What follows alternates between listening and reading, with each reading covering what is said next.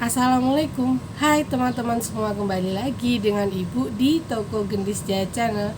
Di video kali ini Ibu akan membahas cara menentukan harga jual barang atau produk yang ada di warung sembako ya.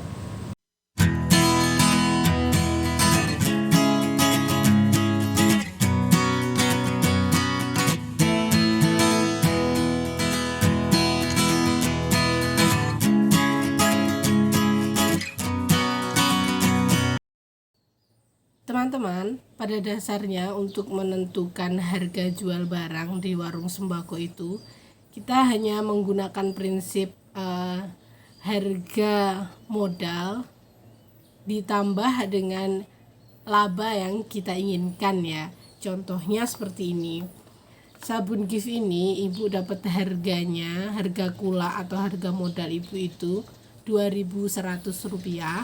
Kemudian ibu tambahkan Rp400 untuk labanya, jadi ibu jual Rp2.500 karena ini juga mengalami kenaikan ya untuk saat ini. Sebelumnya harga sabun Gift ini Rp2.000 seperti itu.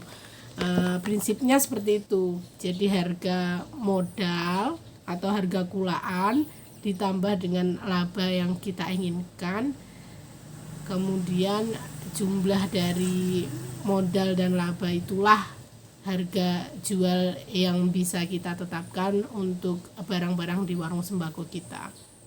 Nah, jika di sini teman-teman masih bingung menetapkan harga jual, takut kalau terlalu banyak mengambil labanya atau terlalu sedikit, berikut merupakan cara dari ibu. Ini berdasarkan pengalaman ibu, mana tahu pengalaman ibu ini bisa diterapkan di warung sembako teman-teman ya.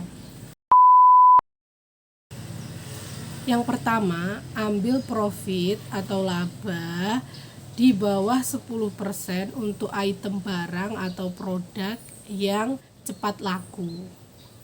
Nah teman-teman, bisa jadi barang-barang yang cepat laku di warung sembako ibu, di lingkungan ibu ini berbeda dengan barang-barang yang cepat laku di warung sembako teman-teman ya.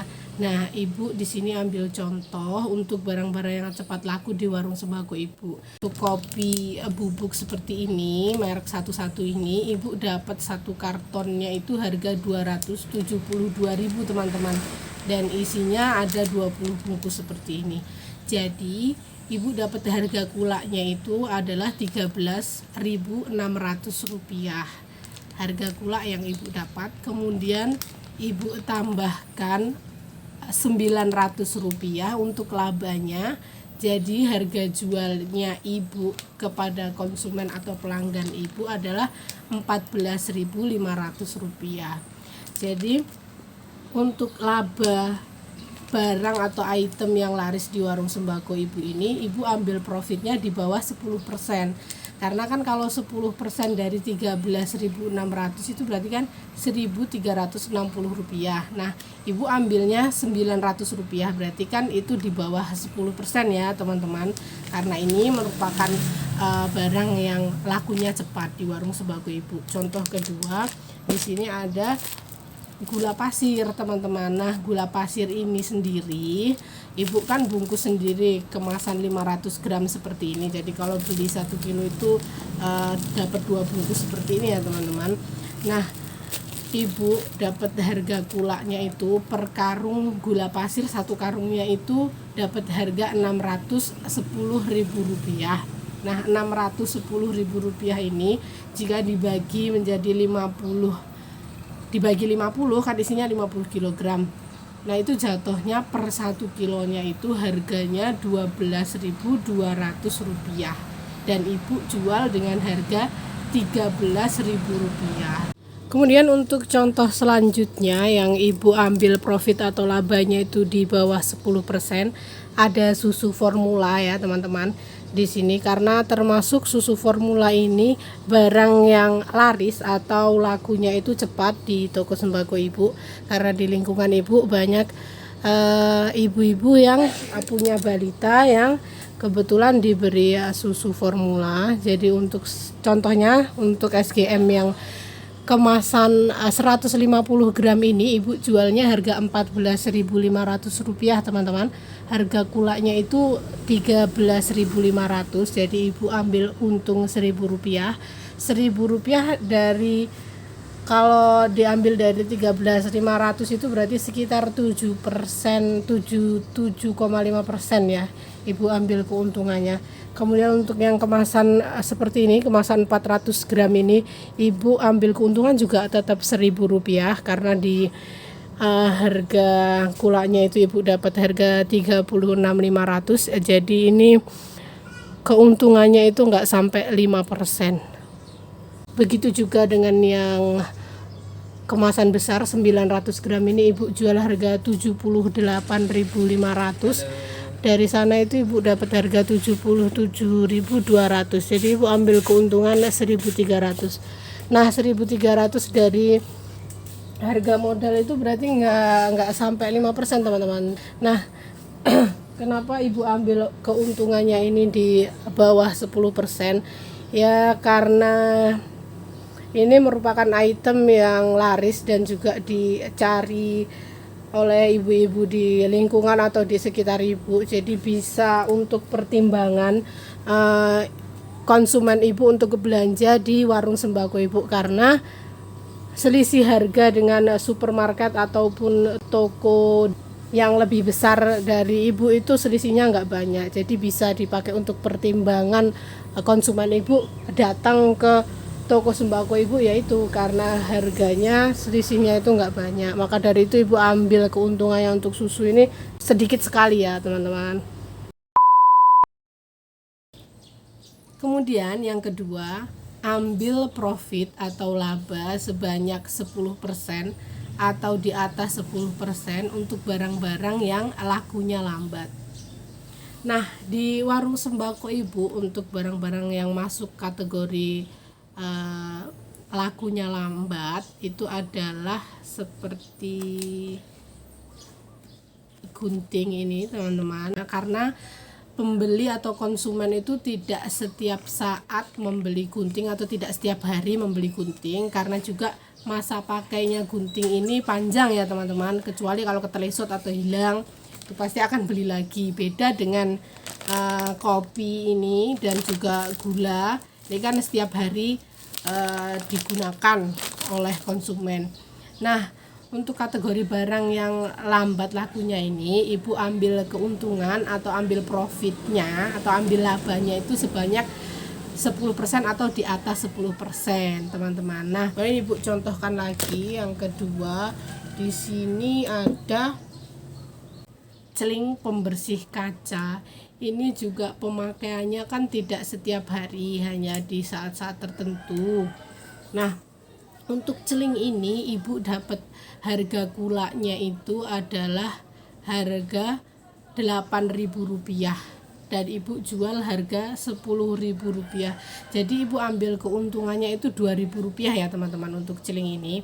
Nah jadi Rp2.000 itu diambil dari, kalau profit kalau 10%-nya dari harga kulaknya kan 8.000, 10%-nya kan berarti 800. Nah ibu ambil profitnya ini tadi 2.000, berarti 20% lebih ibu ambil, di atas 10% ya, berarti kan 20% lebih kalau ibu ambil 2.000. Seharusnya ini bisa ibu jual harga 9.000, tapi ibu jualnya harga 10.000 karena memang jarang banget ini laku. Si celing ini hanya momen-momen tertentu.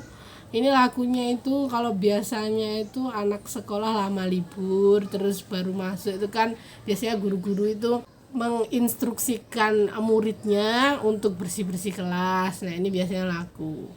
Terus kalau menjelang Ramadan atau Lebaran ini laku, karena kan untuk bersih-bersih masjid, bersih-bersih rumah ya, berarti lakunya itu tertentu saja.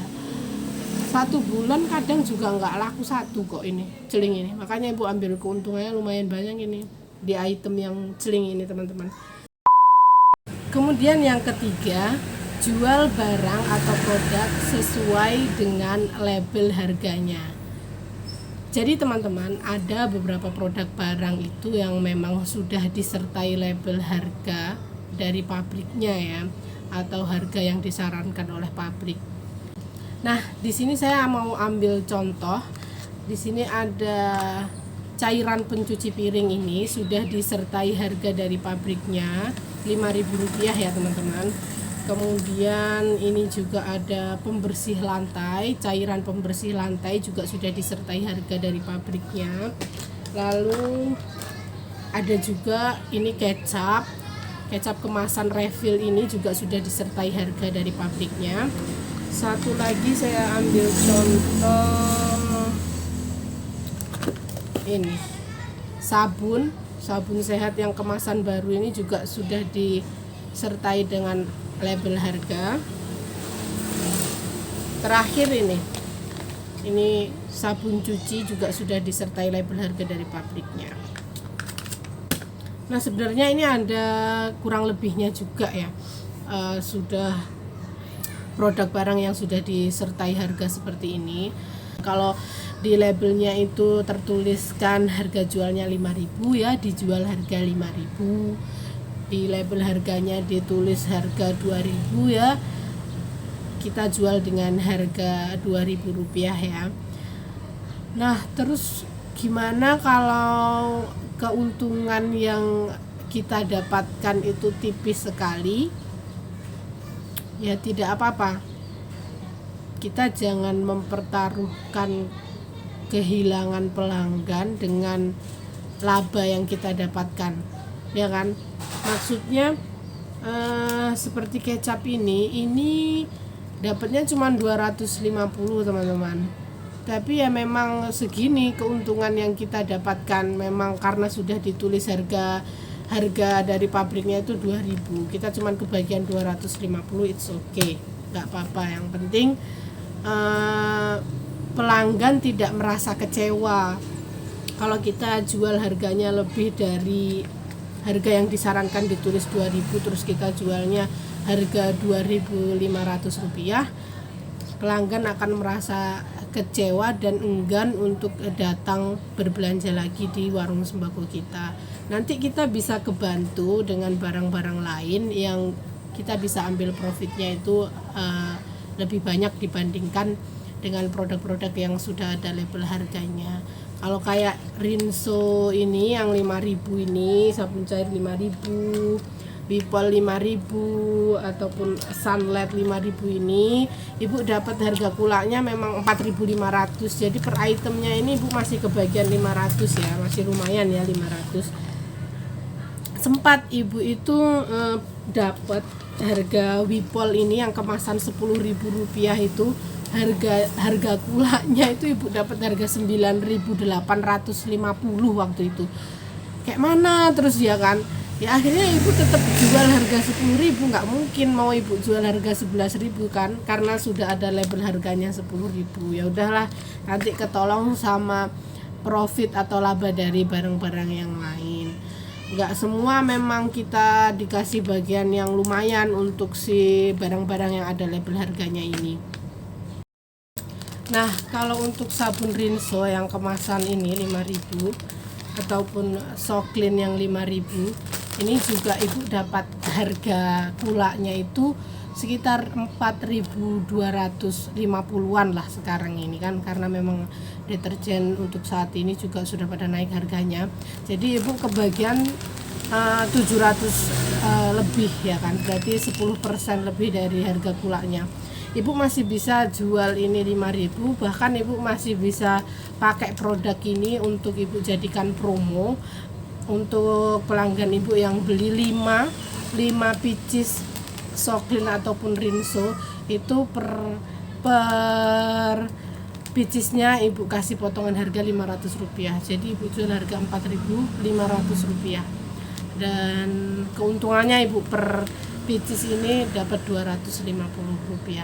Nah, untuk promo itu sendiri juga efektif teman-teman diterapkan di warung sembako Ibu atau di toko sembako Ibu, karena pelanggan Ibu sudah berpikiran ya kan, yang tertanam di mindset pelanggan Ibu itu, oh murah ya, harga-harga barang di toko gendis itu murah.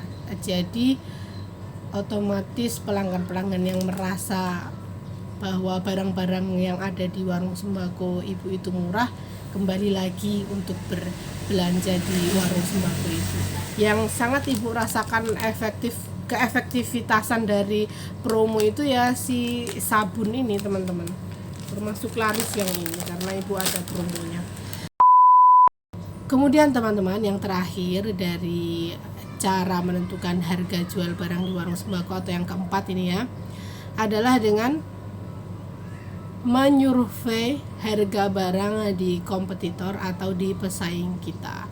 Nah, kalau ibu menerapkan ini sih, surveinya itu bukan di warung sembako sekitar ibu ya, bukan di satu dusunnya ibu itu enggak, tapi di beda desa. Kira-kira mereka itu jual harga barang yang lakunya cepat seperti gula pasir ataupun seperti ini, bubuk kopi ini itu berapa kira-kira. Nah, kalau itu ibu sudah membandingkan harganya kok sama ataupun selisihnya itu tidak terlalu jauh, berarti ibu merasa sudah tepat untuk harga barang yang ibu jual ini. Kalau memang sama atau selisihnya tidak banyak, lebih murah atau lebih mahal, selisihnya itu tidak banyak, berarti yang sudah ibu lakukan untuk menentukan harga barang dari yang barang-barang yang cepat lakunya itu sudah tepat, seperti itu.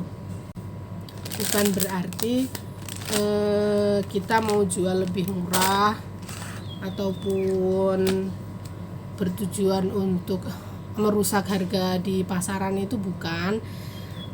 Hanya saja untuk survei harga barang di kompetitor itu bertujuan untuk memastikan ya bahwasanya yang kita jual itu tidak terlalu mahal atau tidak terlalu murah. Takutnya kalau udah merasa yang sering itu ibu merasa udah paling murah ibu jualnya, ternyata ada yang lebih murah lagi ibu dari ibu, seperti itu kan. Kadang-kadang yang suka rewel kan saya ya, udahlah yuk kita naikkan aja nih harganya.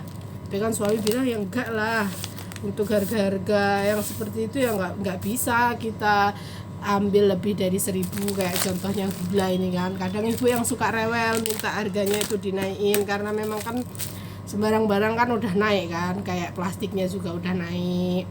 Tapi kan terus suami itu sering survei harga di lain desa, harga-harga kebutuhan atau item-item barang yang lakunya cepat itu. Dia sering nengok-nengok harga di lain toko itu, ternyata harga jualnya juga masih kisaran 13.000, ya udah berarti 13.000. Kadang-kadang perempuan itu kan memang perasaannya saidi kurang akeh gitu teman-teman. Nah, itulah fungsi dari survei harga barang di kompetitor menurut ibu ya teman-teman. Demikian untuk sharing hari ini untuk cara menentukan harga jual di warung sembako. Ini berdasarkan pengalaman ibu ya teman-teman. Mungkin ada yang bisa diterapkan di warung sembako teman-teman ataupun tidak, itu bergantung pada teman-teman sendiri, karena memang juga seperti ini terkadang juga nggak bisa dipakai di cara-cara seperti ini, juga terkadang tidak bisa dipakai atau diterapkan di lain tempat ya teman-teman. Apalagi kalau di luar Jawa itu udah beda lagi ceritanya, karena juga jaraknya yang jauh untuk kulaan kan. Jadi kayaknya nggak mungkin kalau cuma ambil keuntungannya itu Rp250 seperti kecap sedap ini. Maka dari itu kadang-kadang kan kemasan beberapa produk itu untuk Jawa dan luar Jawa itu kan berbeda, atau terkadang memang di kemasan ini disertai dengan harga yang disarankan di Pulau Jawa dan Bali, berarti tidak termasuk untuk luar Jawa. Nah, ibu rasa cukup untuk sharing dari ibu hari ini. Semoga ini bisa bermanfaat dan memberi inspirasi untuk teman-teman semua. Jika dirasa video-video ibu ini membantu untuk perkembangan warung sembako teman-teman, boleh ya didukung channel ibu dengan cara like, komen, share, dan subscribe channel Toko Gendis Jaya. Dan sampai jumpa di video-video ibu berikutnya. Wassalamualaikum. Bye.